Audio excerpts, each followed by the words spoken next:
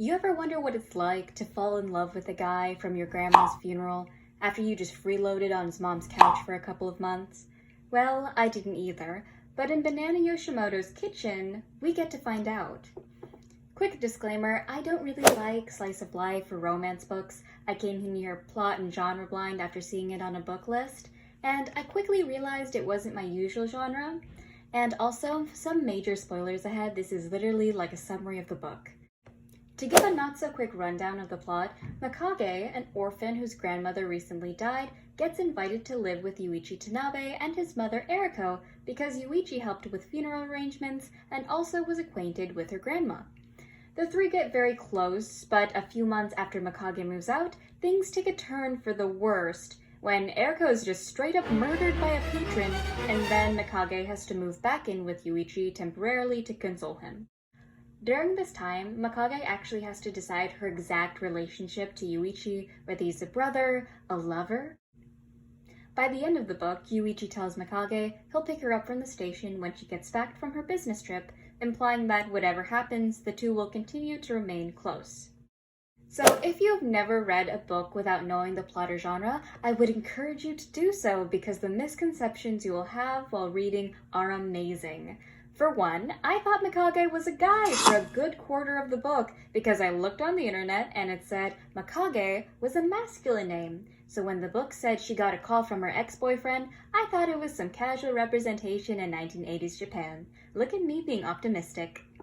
So two, not knowing the genre was romance or slice of life or just more normal, I thought the book could be a thriller out of nowhere, so when Mikage went on some tangent about how much she loved kitchens and she would like to die in one, I thought the ending of the book would be her dying in a kitchen. It didn't help that Yuichi being so forward with her coming over and moving in would be really creepy if this was a thriller.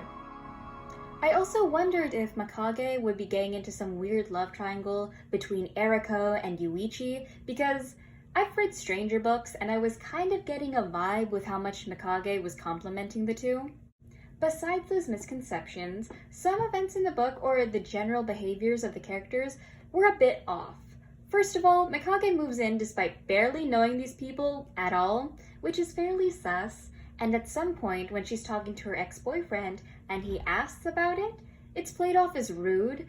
But I mean, it's kind of reasonable when you realize they did not know each other. They did not know these people at all. They were not close. And then she just decided to move in and share a life with them. They also get super attached to one another super quickly.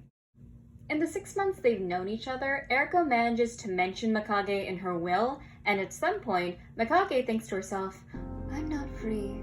I've been touched by Yuichi's soul."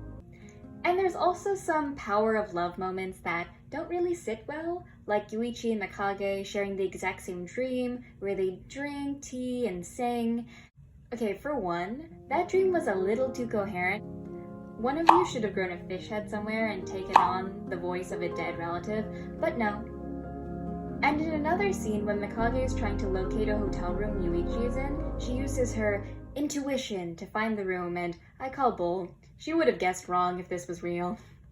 Also, there's a slight brother-sister vibe between Mikage and Yuichi that even Mikage notes, which makes the idea of a romantic relationship between the two kind of icky.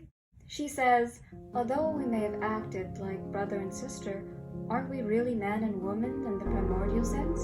And don't we think of each other that way?" Ugh. Okay. So in conclusion, this book had some thick shoujo manga, romancy, nonsense moments, including how various characters somehow knew that Yuichi and Mikage were in love because of some mundane reason, like Mikage taking a cab to a faraway place at night, and all their cute little coincidences, but it was still pretty good for a book I knew wasn't my style. With some interesting moon motifs and an overall theme of how to carry on and let people into your life after someone's passing, it lends itself a very cozy vibe the entire time. If you're looking for a comfy, shoujo-esque romance with tons of tear fuel and you aren't uncomfortable with talking about death, or just looking for something to open up the genres you read, I'd say it's a pretty good book for it. That's pretty much it, and next time I hope to do something for Yoshimoto's Moonlit Shadow, and this one has ghosts. But if you'd like me to talk about anything else, regardless of whether it's a book, feel free to tell me. I have way too much free time nowadays. Anyways, I hope you're doing okay and that you're well. See you.